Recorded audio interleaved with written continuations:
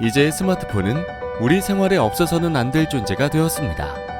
통화, 메시지, SNS 등 소통수단의 역할뿐만 아니라 게임이나 동영상, OTT와 같은 미디어 콘텐츠 플랫폼의 중심으로 자리 잡았습니다.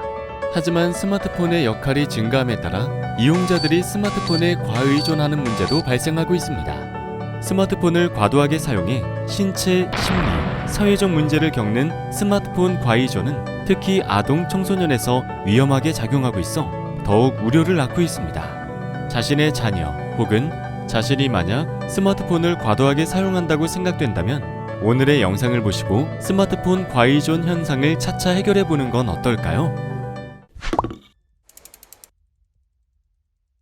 청소년의 발달적 특성과 욕구가 스마트폰의 특성과 맞물려 청소년에게 스마트폰이 미치는 영향력이 매우 큽니다. 청소년은 새로운 매체를 적극적으로 받아들이고 보다 집중하여 사용하는 경향이 있으며 오락적 목적과 또래 상호작용 목적으로 주로 사용하기 때문에 매체 선택의 동기면에서 중독에 취약할 것으로 보는 등 청소년이 상대적으로 매체에 중독되기 쉽습니다. 청소년기는 생활 습관을 형성하는 시기이므로 스마트폰 사용과 관련된 문제가 심각한 상태로 진행되지 않도록 바람직한 사용 습관을 지도하고 관리하는 것이 필요합니다. 그렇다면 바람직한 스마트폰 사용 습관을 가지는 10가지 방법을 소개해드리겠습니다. 올바른 자세로 스마트폰을 이용합니다. 잠들기 전 불을 끄고 누워서 스마트폰을 하기보다는 밝은 곳에서 올바른 자세를 유지하며 사용하는 것이 좋습니다. 온 가족 스마트폰 사용 약속 정해보는 것도 방법 중 하나입니다. 가족이 함께 스마트폰을 모아두는 장소를 정하고 스마트폰 사용 시간도 정해 사용을 줄여볼 수 있습니다.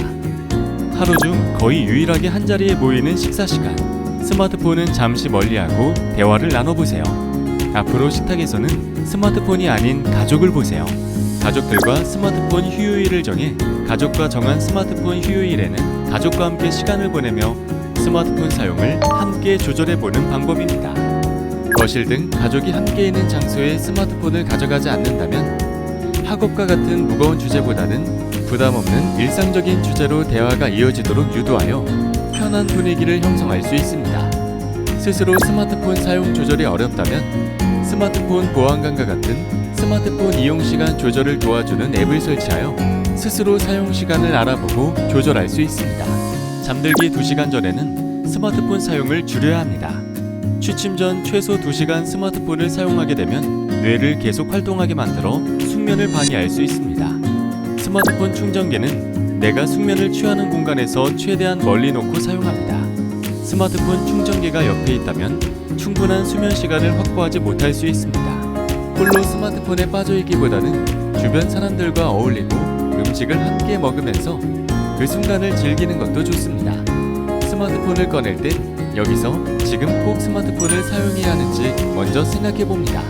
아이 앞에서는 가급적 스마트폰을 사용하지 않는 것이 좋습니다.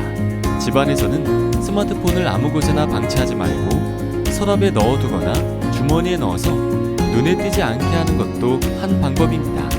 바람직한 스마트폰 사용 습관은 자녀뿐만 아니라 부모님도 함께하는 것이 효과적입니다. 우리는 급격히 변하는 시대에서 살아가고 있습니다. 그 사이에서 청소년은 기준을 가지지 않고 모든 것을 받아들이기 십상이기에 어른들의 바른 지도와 상담이 꼭 필요하다는 것을 기억해 주세요. 청소년 코칭 상담에 대해서 더 많은 정보가 궁금하시다면 실무중심융합학과 숭실사이버대학교 청소년 코칭 상담과를 만나보세요. 국내 대학 최초 코칭 교육을 청소년학과에 도입하여 청소년 지도, 상담 코칭을 동시에 배울 수 있는 청소년 코칭 상담학과를 프로필 링크에서 확인하세요.